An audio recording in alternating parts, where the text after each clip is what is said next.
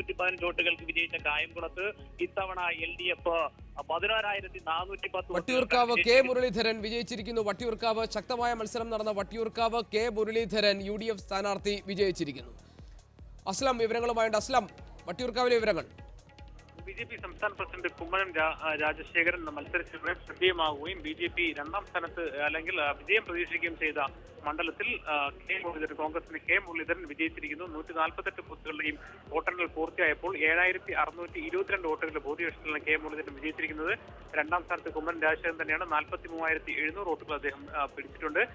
ആദ്യഘട്ടത്തിൽ കുമ്മനം രാജശേഖരൻ കെ മുരളീധരൻ തമ്മിൽ ശക്തമായ മത്സരമായിരുന്നു ഉണ്ടായത്. അതേസമയം പിന്നീടുള്ള ബൂത്തുകളിൽ UDF അനുകൂല ബൂത്തുകളിൽ എത്തിയപ്പോഴാണ് കെ മുരളീധരൻ ഒരു സുഖപ്രദമായ ഒരു ഭൂരിപക്ഷത്തിലേക്ക് എത്തിച്ചേർന്നത്. അത്തരത്തിൽ ഒരുപക്ഷെ രണ്ടാമത്തെ അക്കൗണ്ട് തുറക്കുമെന്ന് ഒരു പ്രതീക്ഷിച്ചിരുന്ന NDAക്ക് അവിടെ തുറക്കാൻ കഴിഞ്ഞിട്ടില്ല. വട്ടിയൂർക്കാവിൽ കെ മുരളീധരൻ തന്നെയാണ് വിജയിച്ചിരിക്കുന്നത്.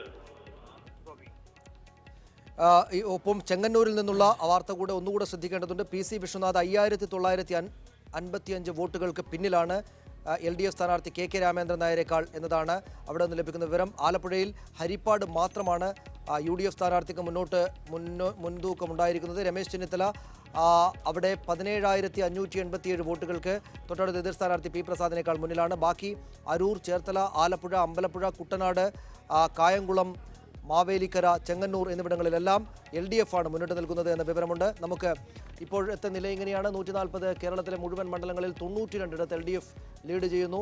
UDFന് 46 ഇടത്താണ് ലീഡ് നിലയുള്ളത്. NDA ഒറ്റയിടത്ത് മാത്രം, അതായത് നേമത്ത് മാത്രം വിജയിച്ചു നിൽക്കുന്ന കാഴ്ചയാണ് കാണുന്നത്. PC ജോർജ് പൂഞ്ഞാറിൽ അദ്ദേഹത്തിൻ്റെ വിജയം ഉറപ്പിച്ചു കഴിഞ്ഞിട്ടുണ്ട്, പ്രഖ്യാപിക്കപ്പെട്ടിട്ടുണ്ട്. അത് വലിയ തോതിലുള്ള അധികായന്മാർക്ക് പതനമുണ്ടായിട്ടുണ്ട്. മന്ത്രിമാരിൽ 5 മന്ത്രിമാരെങ്കിലും പരാജയപ്പെടുകയും സ്പീക്കർ അനുശക്തൻ പരാജയപ്പെട്ടിട്ടുണ്ട്. കൽപ്പറ്റ പോലുള്ള ഇടങ്ങളിൽ പോലും LDFിൻ്റെ മുന്നേറ്റം കാണാം. തൃശ്ശൂർ ജില്ല ഒന്നാകെ തന്നെ LDFിനൊപ്പം നിൽക്കുന്ന കാഴ്ചയാണ് കാണുന്നത്. പാലക്കാട്ട് മുന്നേറ്റമുണ്ടായിട്ടുണ്ട്, ആലപ്പുഴയിൽ മുന്നേറ്റമുണ്ടായിട്ടുണ്ട്. ഇടത് തരംഗമാണ് സംസ്ഥാനത്ത് എന്ന കാര്യത്തിൽ സംശയമില്ല.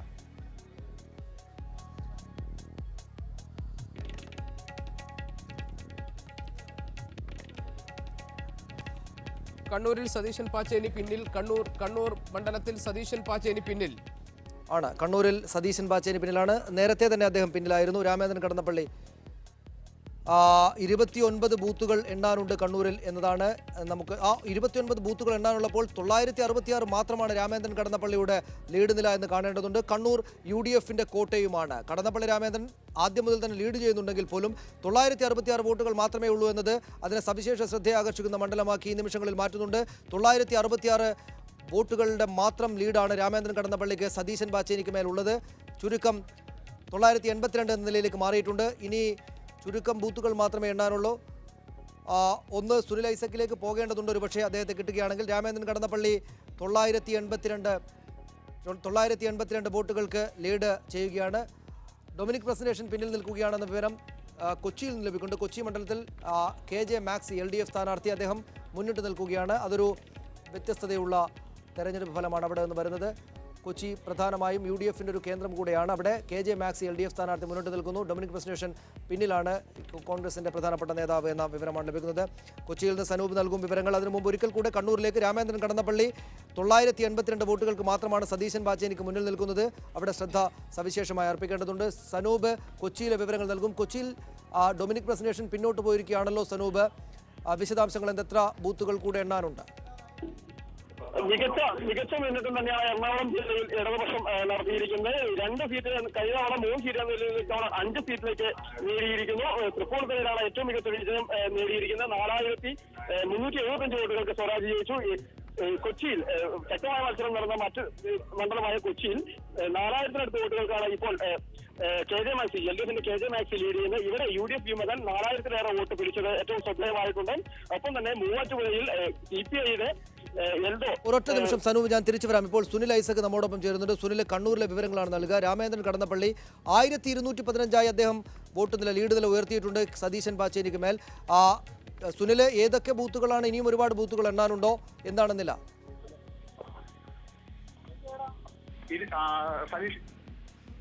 ഗോപി, ഇനിയുള്ളത് 27 ബൂത്തുകൾ മാത്രമാണ് ഇനി എണ്ണാനുള്ളത്. അതായത് കണ്ണൂർ കോർപ്പറേഷനിലെ ആ ബൂത്തുകൾ മാത്രമാണ് ഇനി എണ്ണിത്തീരാനുള്ളത്. നിലവിൽ ഇപ്പോൾ ഏറ്റവും ഒടുവിൽ കിട്ടുന്ന വിവരമനുസരിച്ച് 1279 വോട്ടുകൾക്ക് കടന്നപ്പള്ളി രാമചന്ദ്രൻ ലീഡ് ചെയ്യുകയാണ്. ഇത് ഇടയ്ക്ക് പലതവണ ലീഡ് നില മാറി പറഞ്ഞെങ്കിലും ഏറ്റവും ഒടുവിൽ കൃത്യമായി രാമചന്ദ്രൻ കടന്നപ്പള്ളി ഒരു കൃത്യമായ ഒരു 1000 വോട്ടുകൾക്ക് താഴെ ഒരു ലീഡ് നിലനിർത്താൻ കടന്നപ്പള്ളിക്ക് കഴിഞ്ഞിരുന്നു. വലിയ തോതിലുള്ള താഴേക്ക് ഒരിക്കലും ലീഡ് നില വലിയ തോതിൽ താഴേക്ക് നഗരസഭയിലെ കേന്ദ്രങ്ങളാണ് എണ്ണാനുള്ളതെങ്കിൽ അത് UDF അനുകൂലമായല്ലേ? UDF അനുകൂലമായ ഇടങ്ങളാണോ സുനിൽ ഐസക്? തീർച്ചയായും UDF മെജോറിറ്റിയുള്ള സ്ഥലങ്ങൾ തന്നെയാണ്. ഏഴ് വാർഡുകളാണ് കണ്ണൂർ നഗരസഭയിലെ 7 വാർഡുകളാണ് ഇനി എണ്ണാനുള്ളത്. ഈ 7 വാർഡുകളിൽ 4ഇടത്തും UDF മെജോറിറ്റിയുള്ള അല്ലെങ്കിൽ UDF അംഗങ്ങൾ ഭരിക്കുന്ന സ്ഥലങ്ങളാണ്. 3ഇടത്താണ് ഇടതുപക്ഷത്തിന് മേൽക്കൈയുള്ളത്. എന്തായാലും ഇവിടെ BJP സ്ഥാനാർത്ഥി KG ബാബു പിടിക്കുന്ന വോട്ടുകളും ഏറെ നിർണായകമാവും. അതിനുശേഷം മാത്രമേ ഇക്കാര്യത്തിൽ എന്താണ് ഏത് രീതിയിലേക്കാണ് പൂർണ്ണമായ വിവരങ്ങൾ അപ്പോൾ നൽകിക്കൊണ്ടിരിക്കണം സുനിൽ ഐസക്. രാമേന്ദ്രൻ കടന്നപ്പള്ളി 1099 വോട്ടുകൾക്ക് ലീഡ് ചെയ്യുകയാണ് സതീശൻ പാച്ചേനിയേക്കാൾ. പക്ഷേ അവിടെ ഇനി എണ്ണാനുള്ള ചുരുക്കം സ്ഥലങ്ങൾ ഏതാണ്ട് UDF അനുകൂല നിലപാടുള്ള സ്ഥലങ്ങളാണെന്ന വിവരമാണ് സുനിൽ ഐസക് ലഭിക്കുന്നത്. ഒരുപക്ഷെ കാസർഗോഡ് പോലെ മഞ്ചേശ്വരം പോലെ ഫോട്ടോ ഫിനിഷിലേക്ക് കാര്യങ്ങൾ പോയാൽ പോലും അത്ഭുതപ്പെടാനൊന്നുമില്ല. നമുക്ക് പക്ഷേ അതിലേക്ക് വരുന്നതിന് മുമ്പ് ചർച്ചയിലേക്ക് പോകേണ്ടതുണ്ട്. റൈറ്റ്, നമ്മളോടൊപ്പം ഇപ്പോൾ ഉള്ളത് മുസ്ലിം ലീഗിൻ്റെ ശ്രീ PK ഫിറോസ്, രാഷ്ട്രീയ നിരീക്ഷകരായ ശ്രീ ഇമ്പിച്ചി കോയ, ഒപ്പം തന്നെ മാധ്യമ നിരീക്ഷകനും രാഷ്ട്രീയ നിരീക്ഷകനുമായ ഭാസുരേന്ദ്ര ബാബു എന്നിവരാണ്. ശ്രീ PK ഫിറോസ്, 1-2 കാര്യങ്ങൾ. ഒന്ന്, UDFന് വലിയ തിരിച്ചടി ഉണ്ടായിരിക്കുന്നു. ഇവിടെ ഒരു ഇടത് തരംഗമുണ്ട് എന്ന് വ്യക്തമായിരിക്കുന്നു. അതിൽ പ്രധാനപ്പെട്ട കാര്യം 3-4 മന്ത്രിമാർ തോൽക്കുന്ന സാഹചര്യം ഉണ്ടാകുന്നു. ചില മന്ത്രിമാർ ഇപ്പോഴും പിന്നിലാണ്. ലീഗിന്റെ പ്രതിനിധി നിലയിൽ മലപ്പുറത്തുണ്ടായിട്ടുള്ള മാറ്റങ്ങൾ, മലപ്പുറത്ത് താന്നൂരിൽ നടക്കുന്ന ശക്തമായ പോരാട്ടം, നിലമ്പൂരിൽ ഉണ്ടായിട്ടുള്ള സാഹചര്യം, അതോടൊപ്പം തന്നെ തിരൂരങ്ങാടിയിൽ അബ്ദുറബിന്റെ ലീഡ് ഇപ്പോഴും 1538 എന്താണ് ഇതെല്ലാം നൽകുന്ന സൂചന? അല്ല, ഈ തെരഞ്ഞെടുപ്പിൽ എല്ലാവരും ആകാംക്ഷയോടെ നോക്കിക്കണ്ട ഒരു കാര്യം ഭരണ തുടർച്ച ഉണ്ടാകുമോ എന്നുള്ളതായിരുന്നു, പതിവിൽ നിന്നും വ്യത്യസ്തമായി. പക്ഷേ കേരളത്തിൽ ആ പതിവ് ആവർത്തിച്ചു. 5 വർഷം UDF, 5 വർഷം LDF എന്ന പതിവാണ് ഇത്തവണയും നമ്മുടെ സംസ്ഥാനത്ത് ദൃശ്യമായത്. മറ്റൊന്ന്, തുടർച്ചയായി UDFനെതിരെ വന്ന ആരോപണങ്ങൾ, അഴിമതി ആരോപണങ്ങൾ പ്രത്യേകിച്ച്, ഇതുവരെ ഉപതെരഞ്ഞെടുപ്പുകളിലെല്ലാം UDFന് അതിജീവിക്കാൻ സാധിച്ചെങ്കിലും തുടർച്ചയായി ഈ ആരോപണങ്ങൾ, ഒരു കളവ് 101 തവണ ആവർത്തിച്ചാൽ അത് സത്യമാകും എന്ന് കരുതിപ്പോകും എന്ന് കരുതുന്നത് പോലെ UDFനെതിരെയുള്ള ഇത്തരം ആരോപണങ്ങളിലൊക്കെ ജനങ്ങൾക്കൊരു വിശ്വാസമുണ്ടായി എന്ന് വേണം കരുതാൻ. പക്ഷെ അങ്ങനെയാണെങ്കിൽ പോലും ഈ തരംഗത്തിനിടയിലും മുസ്ലിം ലീഗിൻ്റെ സ്ഥാനാർത്ഥികൾ, പ്രത്യേകിച്ച് നേരത്തെ എക്സിറ്റ് പോളുകളിലെല്ലാം പരാജയപ്പെടുമെന്ന് പ്രവചിച്ച കളമശ്ശേരിയിലെ ഇബ്രാഹിം കുഞ്ഞും, അതുപോലെ തന്നെ കോഴിക്കോട് സൗത്തിൽ ഡോക്ടർ MK മുനീറിൻ്റെ ഒക്കെ വിജയം, അതുപോലെ തന്നെ അഴീക്കോട് KM ഷാജി പരാജയപ്പെടുമെന്നായിരുന്നു പൊതുവെ കരുതിപ്പോന്നിരുന്നത്. പക്ഷേ അഴീക്കോട്ടെ KM ഷാജിയുടെ വിജയവും, മലപ്പുറത്ത് എന്തൊക്കെ പറഞ്ഞാലും മുസ്ലിം ലീഗിൻ്റെ സീറ്റുകളിലൊക്കെ വിജയിച്ച സീറ്റുകൾ നല്ല മാർജിനുണ്ട്.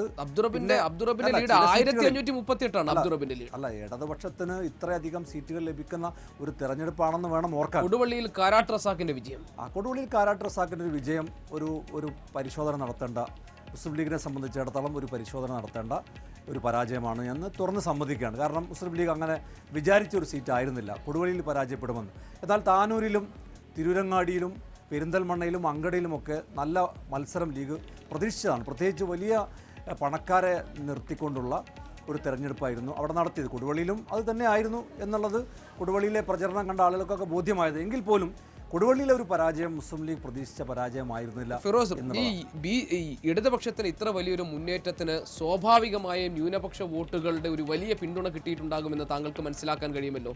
കഴിഞ്ഞ തദ്ദേശ ഭരണ തെരഞ്ഞെടുപ്പിലും സമാന സ്വഭാവത്തിൽ ഇടതുപക്ഷത്തിന് മുന്നേറ്റം ഉണ്ടായപ്പോൾ UDFനകത്തുള്ള മുസ്ലിം ലീഗ് ഉൾപ്പെടെയുള്ള ഘടകകക്ഷികൾ പറഞ്ഞു വർഗീയ ശക്തികളെ നേരിടുന്നതിൽ വേണ്ടത്ര ഒരു ശുഷ്കാന്തി കാണിക്കാൻ സാധിച്ചില്ല എന്ന്.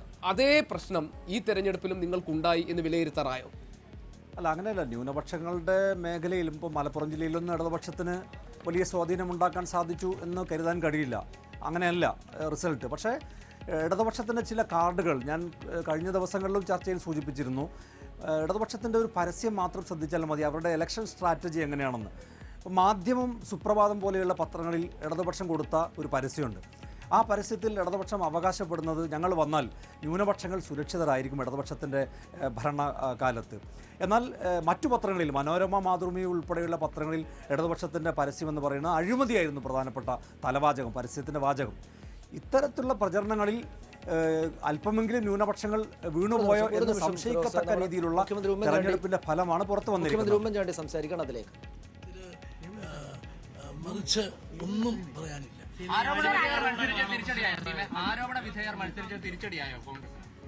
ഞാൻ പറഞ്ഞില്ലേ, ഞാൻ അതിൽ വിശ്വസിക്കുന്നില്ല. പക്ഷെ എല്ലാ കാര്യവും ഞങ്ങൾ ചർച്ച ചെയ്യും. ഈ കാര്യത്തിൽ പ്രതീക്ഷിക്കാത്ത വിധത്തിലുള്ള ഒരു വിധിയെഴുത്താണ്, സംശയമൊന്നുമില്ല. പക്ഷേ പരാജയമാണ്. ആ കാര്യത്തിൽ ഞാൻ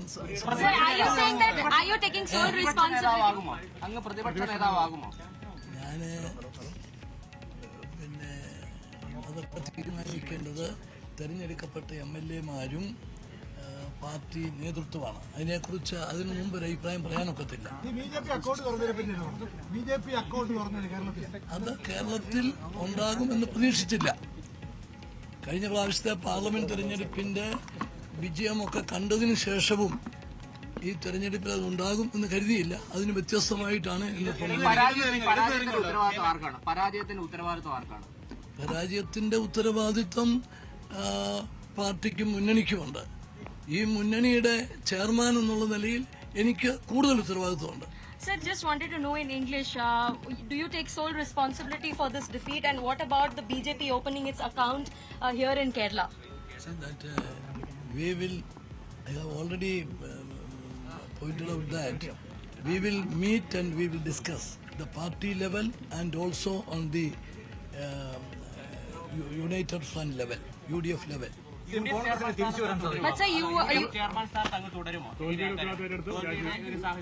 അതല്ലല്ലോ, അതൊക്കെ ഇനിയിപ്പം എല്ലാം തീരുമാനിക്കാൻ പോകുന്ന കാര്യമാണ്. ഞാൻ പറഞ്ഞല്ലോ, ഈ പരാജയം ഞങ്ങൾ പ്രതീക്ഷിച്ച ഒന്നല്ല, അതൊരു തിരിച്ചടി തന്നെയാണ്, സമ്മതിക്കുന്നു.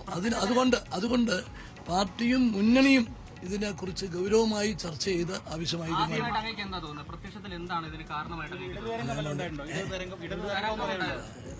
ഇതിനകത്ത് ഇപ്പം ഞാൻ പാർട്ടി ആലോചിക്കുന്ന സാഹചര്യത്തിൽ ഞാൻ ഒരു അഭിപ്രായം നേരത്തെ പറയുന്നില്ല. ഞങ്ങൾ വിശദമായിട്ട് ആ കാര്യത്തെ ചർച്ച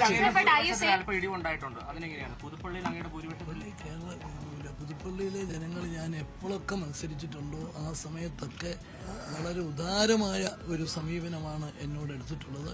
ഈ പ്രാവശ്യവും 27,000 പേരെ വോട്ടിന്റെ ഭൂരിപക്ഷം അവർ തന്നിട്ടുണ്ട്. സംശയം എന്താ? മുഖ്യമന്ത്രി ഉമ്മൻചാണ്ടി മാധ്യമപ്രവർത്തകരോട് സംസാരിക്കുകയാണ്. അദ്ദേഹത്തിന്റെ ആദ്യ പ്രതികരണമാണ് തെരഞ്ഞെടുപ്പ് വിധി വന്നതിന് ശേഷം. ഇതിന്റെ ഉത്തരവാദിത്തം പാർട്ടിക്കും മുന്നണിക്കുമുണ്ട്. മുന്നണിയുടെ ചെയർമാൻ എന്ന നിലയിൽ തനിക്ക് കൂടുതൽ ഉത്തരവാദിത്തമുണ്ട് എന്ന് അദ്ദേഹം മാധ്യമപ്രവർത്തകരോട് പറഞ്ഞു. മറ്റുള്ള കാര്യങ്ങൾ പിന്നീട് പാർട്ടിയുമായും മുന്നണിയുമായും ആലോചിച്ച ശേഷം പറയാം. ഏതായാലും പ്രതീക്ഷിക്കാത്ത പരാജയമാണ് ഉണ്ടായത് എന്ന് അദ്ദേഹം പറഞ്ഞിരിക്കുന്നു. നമുക്ക് അതിഥികളുണ്ട് പലയിടങ്ങളിലായി തുടരുന്നത്. ശ്രീ ഭാസുരേന്ദ്ര ബാബു, രാഷ്ട്രീയ നിരീക്ഷകൻ, അദ്ദേഹം തിരുവനന്തപുരം സ്റ്റുഡിയോയിലുണ്ട്. ശ്രീ ഭാസുരേന്ദ്ര ബാബു, കുറേ നേരമായി താങ്കൾ സ്റ്റുഡിയോയിൽ ഇരിക്കുകയാണെന്ന് ഞങ്ങൾക്കറിയാം. പക്ഷേ പലയിടങ്ങളിലും താങ്കൾക്ക് തന്നെ അറിയാവുന്നതുപോലെ മാറി മറിഞ്ഞ് വന്ന വിധി ഉള്ളതുകൊണ്ടാണ് അങ്ങോട്ട് വരാതെ പോയത്. ഏത് നിലക്കാണ് താങ്കൾ ഈ വിജയത്തെ, ഈ തെരഞ്ഞെടുപ്പ് വിധിയെ വിശകലനം ചെയ്യുക, കാണുന്നത്? സാധാരണഗതിയിൽ കേരളത്തിൻ്റെ രാഷ്ട്രീയ ചരിത്രം പരിശോധിച്ചാൽ ഗോപീഷൻ നമുക്കറിയാവുന്നത് മാതിരി ഒരിക്കൽ LDF, മറ്റൊരിക്കൽ UDF, പിന്നെ LDF, ഇങ്ങനെയാണ് പോകുന്നത്. ആ അനുസ്ഥിതിക്ക് കാര്യമായ ഭംഗം വന്നു എന്ന് നമുക്ക് പറയാനാകില്ല. അതുകൊണ്ട് പഴയ തിരഞ്ഞെടുപ്പിൻ്റെ ഒരു ആവർത്തനമാണ് ഇത് എന്നും പറയാനാവില്ല. ഞാൻ ശ്രീ ഫിറോസ് സംസാരിക്കുന്നത് കേട്ടുകൊണ്ടിരിക്കുകയായിരുന്നു. അദ്ദേഹം പറഞ്ഞ അനുസരിച്ച് ഇപ്പോഴും ശ്രീ ഉമ്മൻചാണ്ടിയും ഇതൊക്കെ വരും, അടുത്ത തവണ നമ്മളത് പരിഹരിക്കും എന്ന നിലയ്ക്കാണ് അവരെടുക്കുന്നത്. കാണുക, 4 മന്ത്രിമാർ, പ്രഗത്ഭരായ 4 മന്ത്രിമാർ തോൽക്കുന്നു ഒരു തെരഞ്ഞെടുപ്പിൽ. സ്പീക്കർ തോൽക്കുന്നു. ഈ കോൺഗ്രസിൻ്റെ സീറ്റ് പകുതിയിലധികം കുറയാൻ പോകുന്നു.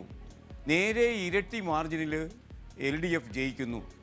ഇത് സ്പഷ്ടമായും ഒരു തരംഗത്തിൻ്റെ പ്രഖ്യാപനമാണ്. അങ്ങനെ ഒരു തരംഗ പ്രഖ്യാപനം മുന്നേ കൂട്ടി കാണാൻ കഴിയുന്നില്ല ഭരിക്കുന്നവർക്ക് എന്നതാണ് ഇവിടെ സംഭവിച്ചിരിക്കുന്ന ഒരു അപജയം.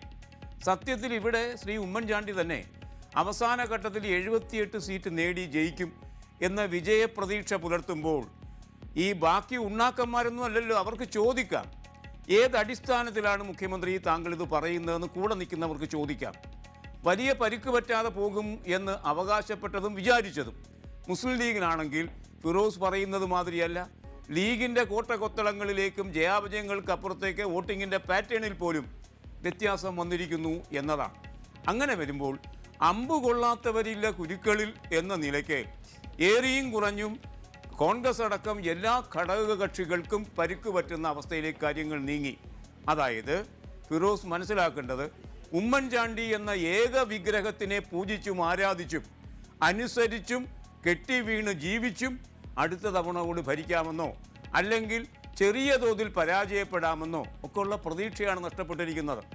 1.5 വർഷമൊക്കെ മുമ്പ് ഇതൊക്കെ മുന്നിൽ പറഞ്ഞു. ഒരു ചെറിയ കാര്യം സൂചിപ്പിക്കാം. സത്യത്തിൽ ഇടതുപക്ഷം ഈ തെരഞ്ഞെടുപ്പ് ആരംഭിക്കുമ്പോൾ സെറ്റ് ചെയ്തൊരു അജണ്ടയുണ്ട്.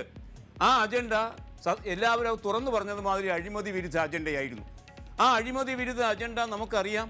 ഇപ്പോൾ നമുക്ക് ലഭിക്കുന്ന എല്ലാ തെരഞ്ഞെടുപ്പ് പ്രവചനങ്ങളും പരിശോധിച്ചാൽ 51% മുതൽ 63% വരെ ആളുകൾ വോട്ട് ചെയ്തത് ഈ അഴിമതിക്കെതിരായിട്ടാണ് എന്ന് വളരെ ലളിതമായി അറിയാവുന്ന കാര്യമാണ്. അപ്പം ഘടകകക്ഷികൾക്ക് പോലും അറിയാത്ത കാര്യങ്ങൾ വളരെ പെട്ടെന്ന് ജനങ്ങൾക്ക് മനസ്സിലായി. ആ അർത്ഥത്തിൽ മാറ്റം വരുമ്പോൾ 1.5-2 വർഷങ്ങൾക്ക് മുമ്പ് ഈ സോളാർ കേസ് നിൽക്കുമ്പോഴൊക്കെ ഈ മുഖ്യമന്ത്രി ഞാൻ താങ്കളിലേക്ക് തിരിച്ചു വരാം. കുറ്റ്യാടിയിൽ നിന്നുള്ള വിവരങ്ങൾ വരുന്നു. കുറ്റ്യാടിയിൽ 2073 വോട്ടുകൾക്കാണ് ഇപ്പോൾ UDF സ്ഥാനാർത്ഥി മുന്നിട്ട് നിൽക്കുന്നത്. കുറ്റ്യാടിയിൽ നിന്നുള്ള വിവരങ്ങൾ കൂടി പെട്ടെന്ന് നോക്കണം. കുറ്റ്യാടിയിൽ നിന്നുള്ള വിവരം തരാൻ ജയേഷ് രാഘവനുണ്ട്. ജയേഷ്, കുറ്റ്യാടിയിൽ ഇനി എത്ര ബൂത്തുകളാണ് എണ്ണാനുള്ളത്? എന്താണ് അവിടുത്തെ അവസ്ഥ? ഗോപി, കുറ്റ്യാടി ഒരു ഫോട്ടോ ഫിനിഷിലേക്ക് പോകുന്ന സൂചനകളാണ്. ഫലങ്ങൾ മാറി മാറി വരുന്ന ഒരു സാഹചര്യമാണ് ഇപ്പോൾ കാണാൻ സാധിക്കുന്നത്. കൗണ്ടിംഗ് ടേബിളിലാണ് ഞാനിപ്പോൾ ഉള്ളത്. 11 ബൂത്തുകൾ, മണിയൂർ പഞ്ചായത്തിലെ 11 ബൂത്തുകളാണ് എണ്ണാനുള്ളത്. പോസ്റ്റൽ വോട്ടുകളിൽ 400 വോട്ടിന്റെ മുൻതൂക്കം ഇടത് മുന്നണിക്ക് ഉണ്ട്. ഇപ്പോൾ 1996 വോട്ടുകളായിരുന്നു നേരത്തെ ഇടതിന് ഇവിടെ ക്ഷമിക്കണം UDF ഭൂരിപക്ഷം ഉണ്ടായിരുന്നു. പോസ്റ്റൽ വോട്ടുകൾ എണ്ണി കഴിഞ്ഞപ്പോൾ അത് 1400 ചുരുങ്ങി. ഈ 11 വാർഡുകൾ എണ്ണുമ്പോൾ 1400 വോട്ടുകളെ മറികടക്കാൻ ഇടതു മുന്നണിക്ക് സാധിച്ചിട്ടില്ലെങ്കിൽ അത് കുറ്റ്യാടിയിൽ sitting MLA KK Lathika, Janadhipathya Mahila association നേതാവും CPM കോഴിക്കോട് ജില്ലാ സെക്രട്ടറി P മോഹനന്റെ ഭാര്യയുമായ KK ലതിക സിറ്റിംഗ് MLA പരാജയപ്പെടുമെന്ന് ഏകദേശം ഉറപ്പായി കഴിഞ്ഞിരിക്കുന്നു. 1400 വോട്ടുകൾ 11 ബൂത്തുകളിലായി ലഭിച്ചിട്ടില്ലെങ്കിൽ KK ലതിക പരാജയപ്പെടുന്ന ഒരു സാഹചര്യത്തിലേക്കാണ് പോകുന്നത്. ഒരു ഇഞ്ചോടിഞ്ച് പോരാട്ടം കുറ്റ്യാടിയിൽ നടക്കുന്നു. കൗണ്ടിംഗ് ടേബിളിന് മുന്നിലേക്ക് മറ്റ് മണ്ഡലങ്ങളിലെ ആളുകളെല്ലാം തന്നെ തടിച്ചുകൂടുന്ന ആകാംക്ഷയോടുകൂടി കോഴിക്കോട് ജില്ലയിലെ കുറ്റ്യാടി മണ്ഡലത്തിലെ ഫലം നോക്കിക്കാണുന്ന ഒരു കാഴ്ചയാണ്. പോലീസ് ഉൾപ്പെടെയുള്ള സർവ്വസന്നാഹങ്ങളുമായി ആളുകളെ നിയന്ത്രിക്കുന്നു. കൗണ്ടിംഗ് ഏജന്റുമാർ ഉൾപ്പെടെയുള്ളവരെ നിയന്ത്രിക്കുന്ന ഒരു കാഴ്ചയും കാണുന്നു. എല്ലാവരും കുറ്റ്യാടിയിലേക്ക് കോഴിക്കോട് ഇടത് തൂത്തുവാരിയപ്പോഴും കുറ്റ്യാടിയിലെ ഫലം നിർണായകമായിരിക്കുകയാണ്. അല്പസമയത്തിനുള്ളിൽ ഏകദേശം 10 മിനിറ്റിനുള്ളിൽ കുറ്റ്യാടിയുടെ ഫലം നമുക്ക് പ്രേക്ഷകർക്ക് ലഭ്യമാക്കാനാവും. എന്തായാലും 11 ടേബുകൾ മാത്രം ഇപ്പോൾ അല്പസമയത്തിനുള്ളിൽ കുറ്റ്യാടിയുടെ വിജയ് ആരെന്ന് അല്ലെങ്കിൽ കുറ്റ്യാടിയിൽ ഇടതുപക്ഷ സ്ഥാനാർത്ഥി KK ലതികയുടെ തിരിച്ചുവരവ് ഇനി ബുദ്ധിമുട്ടായിരിക്കുന്ന ഒരു സാഹചര്യം ഉണ്ടായിട്ടുണ്ട് എന്ന വിവരമാണ് ജയേഷ് നൽകുന്നത്. റൈറ്റ്, നമുക്ക് ചർച്ചയിലേക്ക് വരാം. ശ്രീ ഇമ്പിച്ചുകോയ, ഈ തെരഞ്ഞെടുപ്പിൽ ഒരു ഭരണ തുടർച്ച ഉണ്ടാകും എന്ന് പ്രതീക്ഷ നൽകുന്ന നിരവധി ഘടകങ്ങൾ ഉണ്ടായിരുന്നു എന്ന് ഫിറോസ് പറഞ്ഞു. ഈ തെരഞ്ഞെടുപ്പിൽ ഉണ്ടായിട്ടുള്ള ഇടത് തരംഗം കേവലം നമ്മുടെ ഒരു തെരഞ്ഞെടുപ്പിനോടുള്ള നമ്മുടെ ഒരു പതിവ് ശീലത്തിൻ്റെ ഭാഗമായി മാത്രം കണ്ടാൽ മതിയോ? ഒരു തവണ ഇടതുപക്ഷം, അത് കഴിഞ്ഞാൽ പിന്നീട് UDF എന്ന നിലയിൽ മാത്രം അവലോകനം ചെയ്യേണ്ട ഒന്നാണോ? അതിനും അപ്പുറത്തെ കാര്യങ്ങൾ പരിഗണിച്ചുകൊണ്ടാണോ ഈ ജനവിധി ഉണ്ടായിട്ടുള്ളത്? ഇതിനെ സ്വാധീനിച്ച രാഷ്ട്രീയ ഘടകങ്ങൾ എന്തൊക്കെയാണ്?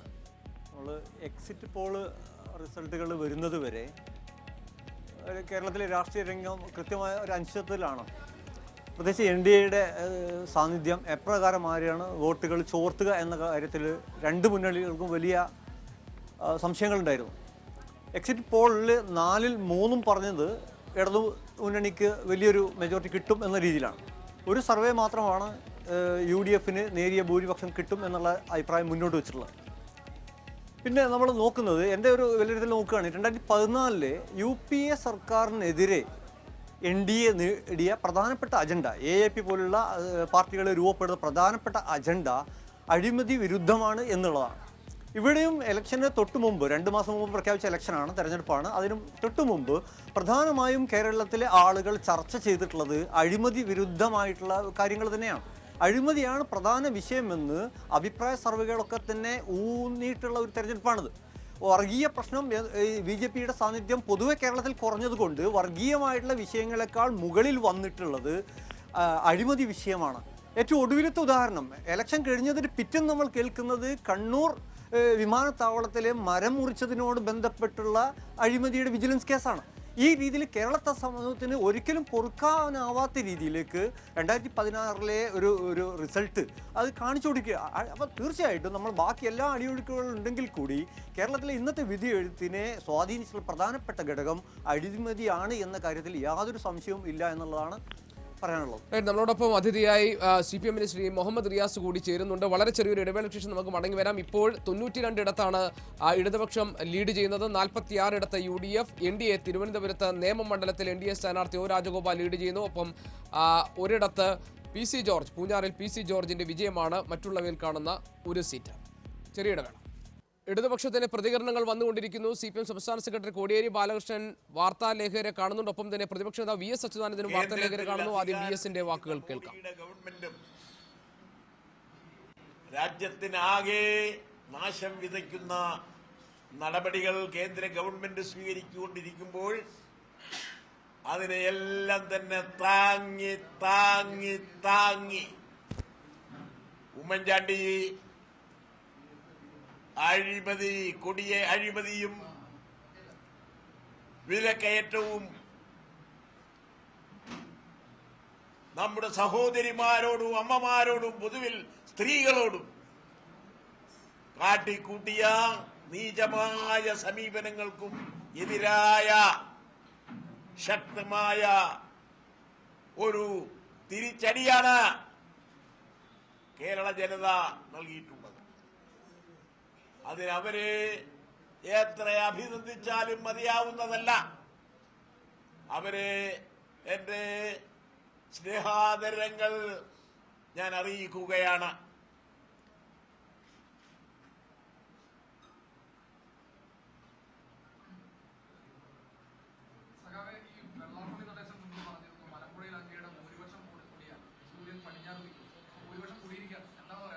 അതെ, അദ്ദേഹത്തോട് മാധ്യമങ്ങളായ നിങ്ങൾക്കെല്ലാം തന്നെ എടുത്തെടുത്ത് ചോദിക്കാനുള്ളത് അതാണ്. അദ്ദേഹം SNDP യോഗത്തിന്റെ ജനറൽ സെക്രട്ടറി എന്നുള്ളതിന് പുറമെ BJP-യുമായി മോന് മന്ത്രിസ്ഥാനം ഉറപ്പാക്കാൻ വേണ്ടി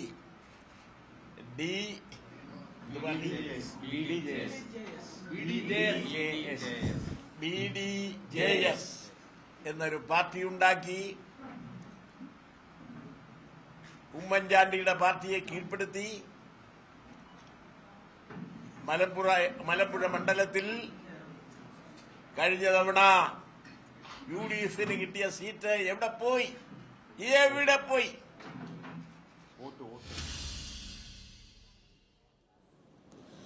RSS മുന്നോട്ട് വെച്ച രാഷ്ട്രീയ അജണ്ട കേരളം നിരാകരിച്ചിരിക്കുകയാണ്.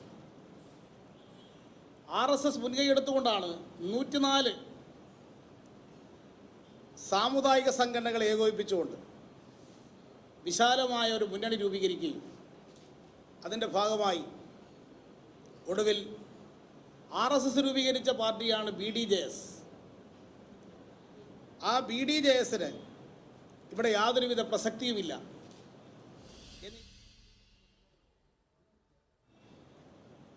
അതിൻ്റെ ഭാഗമായി BDJS-ന്റെ സ്ഥാപക നേതാവ് വെള്ളാപ്പള്ളി നടേശൻ തന്നെ പ്രഖ്യാപിച്ചിരുന്നു, മലമ്പുഴ മണ്ഡലത്തിൽ പ്രതിപക്ഷ നേതാവിൻ്റെ വോട്ട് വർദ്ധിച്ചാൽ സൂര്യൻ ഉദിക്കുന്നതിൻ്റെ ദിശ മാറും എന്ന് അദ്ദേഹം പരസ്യമായി പ്രഖ്യാപിച്ചിരുന്നു. അത്തരം വാക്കുകളൊന്നും ഈ കേരളം ശ്രദ്ധിക്കാൻ പോകുന്നില്ല എന്ന് തെരഞ്ഞെടുപ്പിൻ്റെ ഫലം അസന്നിഗ്ധമായി തെളിയിച്ചിട്ടുണ്ട്. എന്നാൽ ഇതിൽ UDF-ന് ഇത്രയും സീറ്റുകൾ തന്നെ ലഭിക്കുന്ന സാഹചര്യം ഉണ്ടായത് BDJS-ഉം BJP-യും സ്വീകരിച്ച സമീപനമാണ് ഇപ്പോൾ UDF-ന് ഇത്രയും സീറ്റുകൾ ലഭിക്കാനിടയായത്. UDF ജയിച്ചിട്ടുള്ള 16 സീറ്റുകൾ അവർക്ക് ജയിക്കാനുള്ള അവസരം ഉണ്ടായി കൊടുത്തത് BDJS, BJP സഹായമാണ്. അതിന് പ്രത്യുപകാരമായിട്ടാണ് നേമമണ്ഡലത്തിൽ രാജഗോപാലിന് അനുകൂലമായ നിലപാട് കോൺഗ്രസ് സ്വീകരിച്ചത്. നേമമണ്ഡലത്തിൽ കോൺഗ്രസിൻ്റെ വോട്ട് ഗണ്യമായി ഇടിഞ്ഞിരിക്കുകയാണ്. ഇലക്ഷൻ ദിവസം 50-ൽ പരം ബൂത്തുകളിൽ UDF ഏജന്റുമാർ ഉണ്ടായില്ല നിയമമണ്ഡലത്തിൽ. ഏജന്റുമാർ ഇരുന്ന സ്ഥലത്ത് ഉച്ചയ്ക്ക് ശേഷം അവരുടെ ഏജന്റുമാർ പിൻവാങ്ങുകയാണ് ചെയ്തത്. തെരഞ്ഞെടുപ്പിൻ്റെ ദിവസം പ്രകടമായ ഈ സമീപനം അതിൻ്റെ വോട്ടിങ്ങിൽ പ്രതിഫലിച്ചതായി കാണുകയാണ് നിയമമണ്ഡലത്തിൽ. ഞങ്ങൾ ആദ്യമേ ആക്ഷേപിച്ചതാണ് നിയമമണ്ഡലത്തിൽ ഇങ്ങനെ ഒരു വോട്ട് മറിക്കൽ നടക്കാൻ പോകുന്നുണ്ട്. അതിന് പ്രത്യുപകാരമായി തിരുവനന്തപുരം മണ്ഡലത്തിൽ ശിവകുമാറിന് അനുകൂലമായ നിലപാട് എടുക്കുമെന്നുള്ളതും ഞങ്ങൾ നേരത്തെ സൂചിപ്പിച്ചതാണ്. ഈ രണ്ട് മണ്ഡലം തമ്മിലുള്ള ഇത്തരത്തിലുള്ള ഒരു ധാരണ ഉണ്ടായി എന്നതാണ് തെരഞ്ഞെടുപ്പിൻ്റെ ഫലം വ്യക്തമാക്കുന്നത്.